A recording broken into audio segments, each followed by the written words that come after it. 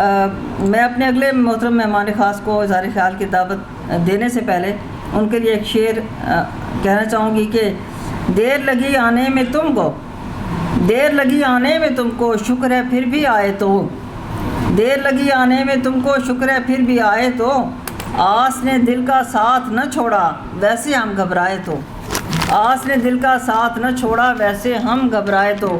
میں محترم جناب شمیم حیدر سید صاحب سے درخواست کرتی ہوں کہ وہ تشریف لائے اپنے خیالات کا اظہار فرمائیں۔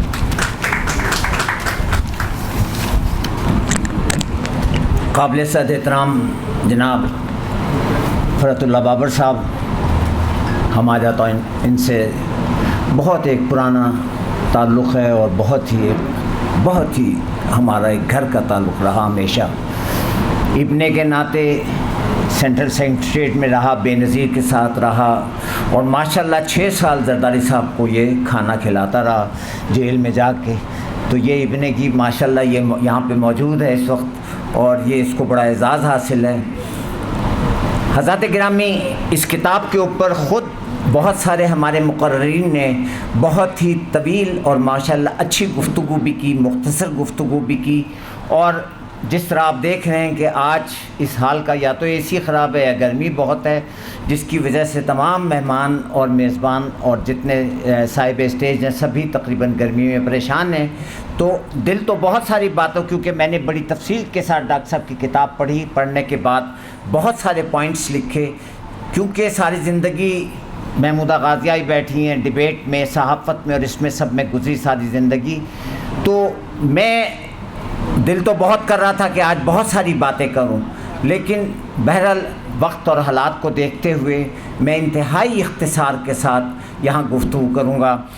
میں ابھی محترمہ رفعت انجم صاحب کا انتہائی مشکور ہوں کہ انہوں نے اتنی محبت سے، اتنے خلوص سے مجھے بلایا، بڑی عزت دی، بہت ان کا میں شکر گزار ہوں۔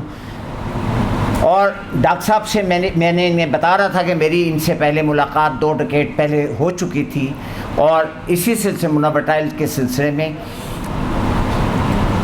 کتاب ماشاءاللہ جب میڈم ایک ابھی شعر پڑھ رہی تھیں ان کو بلانے سے پہلے، تو بیٹھے بیٹھے ابھی میں نے بھی ایک فی البدی شعر کہا تھا کہ طاق اور جفت کو سمجھنے میں، طاق اور جفت کو سمجھنے میں عمر گزری ہے اس کو پڑھنے میں۔ تو ڈاکٹر صاحب نے ساری عمر اس میں کافی عرصہ گزار کر اس کے بعد یہ کتاب جو تھی اس کو ماشاءاللہ منظر عام پہ لائے۔ اتنی خوبصورت اور اتنی میں سمجھتا ہوں کہ اتنی اچھی کتاب ہے۔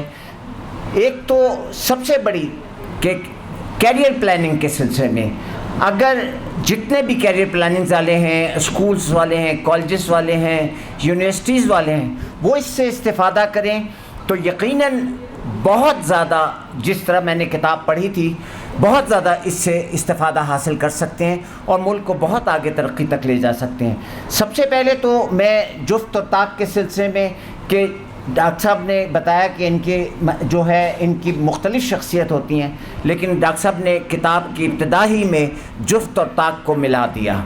یعنی آپ یہ دیکھیں کہ آپ نے اپنی کتاب کا انتصاب اپنی دونوں بیٹیوں کے نام پہ کیا، ایک جفت تھی ایک طاق تھی، ان دونوں کو ملا کر انہوں نے ان کا انتصاب کر کے دونوں کو ایک تو ملا دیا، اور کوشش کی کہ مطلب ہے یہ دونوں جو ہیں مل کے ہی چلے، جفت تک ایک مسکراتی رہے، غصے میں رہے، اور ایک اس طریقے سے۔ تو ڈاکٹر صاحب نے اس کتاب کا افتتاح ہی جفت و طاق سے کیا۔ بیٹیاں، لازمی بات ہے کہ ڈاکٹر صاحب بہت آپ خوش قسمت ہیں کہ آپ کے پاس 2 بیٹیاں ہیں۔ بیٹیاں اللہ کی نعمت ہوتی ہیں، بیٹے رحمت ہوتی ہیں۔ نعمتیں پہ آپ جتنا ان کو پر خرچ کرتے ہیں، جتنا ان کو آپ تعلیم دیتے ہیں، پڑھاتے ہیں، لکھاتے ہیں، شادی کرتے ہیں، آپ کو اس کا اجر ہی اجر ملتا رہتا ہے۔ نعمتیں بیٹے اللہ اگر دیتا بھی ہے تو نعمت ہے، نعمتوں کا اللہ حساب لیتا ہے، اور بیٹیاں رحمت ہیں، رحمتوں کے اوپر وہ رحمت ہی برستی رہتی ہیں۔ تو آپ بہت خوش قسمت ہیں کہ آپ کو اللہ تبارک تعالیٰ نے 2 رحمتوں سے نوازا ہے۔ حضرات گرامی، کتاب کے متعلق ڈاکٹر منور صاحب نے خود، پروفیسر منور صاحب نے بہت تفصیل کے ساتھ اس کے سلسلے میں بہت ساری گفتگو کی۔ میری بھی خواہش تھی کہ میں بہت سارا مطلب ہے میں نے اتنا مطالعہ کرنے کے بعد اتنے پوائنٹس لکھے ہوئے ہیں، لیکن میں اس کا انتہائی اختصار سے کہ بہت ہی آپ نے جس طریقے سے آپ نے چین کی ترقی کا ذکر کیا، آپ نے اس میں پورا ایک چیپٹر اس میں دیا.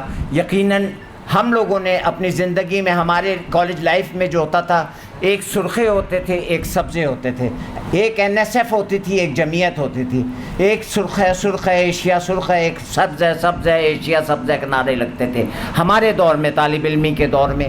تو ہم نے تو اس دور میں زندگی گزاری. ہم نے چون لائی، ماؤ زیتونگ، ہم نے لینن اور ان سب کو زمانے میں پڑھا، ان کو دیکھا، پڑھنے کا ہمیشہ سے شوق رہا. گھر میں بھی ایک ماحول جو تھا وہ بہت زیادہ جو تھا مشاعروں کا، محفلوں کا، محافل کا تھا. والد صاحب خود بہت مطلب ماشاءاللہ صاحب کتاب تھے، شاعر تھے، اور ہمارا ہی مرکز گھر جو تھا وہ مرکز تھا مشاعروں کا. تو یہ بہت ایک بڑا ایک اعزاز ملا، اور اس کی وجہ سے بچپن میں ہی تھوڑا سا بے ادب ہونے کے بجائے باادب ہونے کی کوشش کرنا شروع ہو گیا، اور تھوڑا بہت اس سے ریلیٹڈ ہو گیا.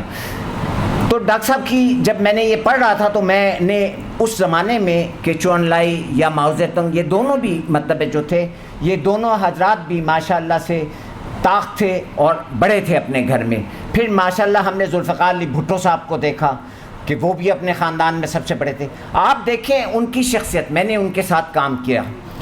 میں صرف 18 سال کا تھا اور میں وہاں پہ میرا اور راج انور کا ایک کمرہ تھا. میں نے 1.5 سال تقریباً پرائم منسٹر ہاؤس میں وہاں رہا اور میگزین نکالتا رہا. تو میں نے وہاں دیکھا کہ بھٹو صاحب کے چہرے پہ ایک اسپاٹ سی مطلب ہے جو ہے، جس طرح ڈاکٹر صاحب نے اس میں اپنی کتاب میں اس کا تذکرہ کیا، میں اس کو تفصیل سے بتانا چاہتا تھا، لیکن میں کہ وہ ہر وقت جو تھے ان کے چہرے پہ ایک اسپاٹ سا ایک چہرہ ان کا جو تھا رہتا تھا، اور ہمیشہ وہ بس یوں دیکھتے تھے غور سے، اور بہت ہی ہر وقت سوچوں میں گم رہتے تھے. خدا کی قسم 18 گھنٹے کام کرنا، آفس میں رہنا، اور شام کو لان میں بیٹھ کے جو تھے وہ کام کرتے تھے. تمام OSDs کا کمرہ جو تھا فرسٹ فلور پہ تھا، اور ہمارے اس وقت فضل کریم صاحب OSD انچارج تھے. تو یہ سب لوگ ہم لوگ وہاں سے دیکھا کرتے تھے. مجال نہیں تھا کہ کوئی کسی میں اتنی جرت ہو کہ ان کے سامنے بات کر سکے. اسی طریقے سے آپ چون لائی کو دیکھیں، آپ ماؤ زیتونگ کو دیکھیں، آپ ان لوگوں کو دیکھیں کہ انہوں نے جو تھا اپنے یہاں سن 1972 میں جس طرح کتاب میں بھی ذکر کیا، ہم لوگ تو اس وقت سے سنتے آ رہے ہیں کہ صرف ایک بچے کی پیدائش ہوگی، اور وہ سارے کے سارے جو تھے وہ طاق تھے. اور اس کے بعد جو چائنا نے ترقی کی کہ وہ 25ویں 30ویں نمبر سے 20ویں پہ 15ویں پہ دوسرے میں، آج پوری دنیا میں جو ہے وہ راج کر رہا ہے. اسی طریقے سے آج آپ یہ دیکھ لیں کہ آج جو اسرائیل اور انڈیا کی اور ایران کی جنگ ہو رہی ہے، اس میں امام خمینی کو بھی دیکھ لیجئے کہ کیا سکون ہے. آپ روزانہ ٹی وی پہ ان کے انٹرویوز بھی دیکھ رہے ہیں اور باقی بھی چیزیں دیکھ رہے ہیں. کتنے سکون سے، کتنے تحمل سے، اور کتنے بردباری سے وہ کہتے ہیں کہ میں حسینی ہوں، میں اللہ کو ماننے والا ہوں، میں خدا کو سپر پاور سمجھتا ہوں، اور میں نے کربلا کی تاریخ پڑھی ہوئی ہے، اس لیے ہم موت کو شہد سے بھی زیادہ شیریں سمجھتے ہیں. تمہارے لوگ شہر چھوڑ کے بھاگ جائیں گے، ہم یہیں رہیں گے. ہم تہران، ہمارا ایک ایرانی جو ہے کوئی بھی اپنا علاقہ نہیں چھوڑے گا.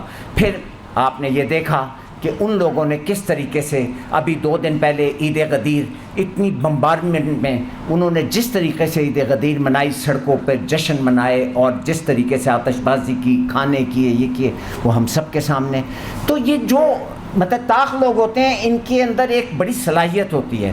لیکن اور اس کے علاوہ بھی بہت ساری چیزیں، بہت سارے پوائنٹس میں لکھ کے لایا تھا، لیکن بہرحال مجھے اس وقت کی قلت کا احساس ہے. میں اس کو یہیں ختم کرتے ہوئے میں صرف اتنا کہوں گا کہ مجھے فخر ہے کہ ڈاکٹر صاحب ابھی تک زندہ ہیں، سلامت ہیں. میں نے تو یہی دیکھا کہ جب ایک شخص نے پیٹرول کے بجائے پانی سے گاڑی چلانے کی کوشش کی، اس کا پتہ ہی نہیں لگا کہاں گیا. ایک اور آیا، اس کا بھی نہیں پتہ لگا وہ کہاں گیا. پھر میں نے ڈاکٹر قدیر کو، حامد میر کو، اور مختلف لوگوں کو فٹ پاتھوں پہ جو ہے وہ انٹرویو دیکھتے ہوئے جو ہے وہ انٹرویو دیتے ہوئے دیکھا. میں نے اسی طریقے سے ان کی لاچاری اور بے بسی کو دیکھا. تو ڈاکٹر صاحب ماشاءاللہ سلامت ہیں، بیٹھے ہوئے ہیں، اور 50 ایجادیں کر چکے، اس کے باوجود ابھی تک یہ ماشاءاللہ ان کو خدا اپنے حفظ و امان میں رکھے، سلامت رکھے. بہرحال میں نے کہا کہ بہت دل کر رہا تھا بہت ساری باتیں کرنے کو، لیکن بہرحال وقت کا اختصار کے ساتھ بہت بہت شکریہ جناب آپ کا، آپ نے بہت خوبصورت خیالات کا اظہار کیا.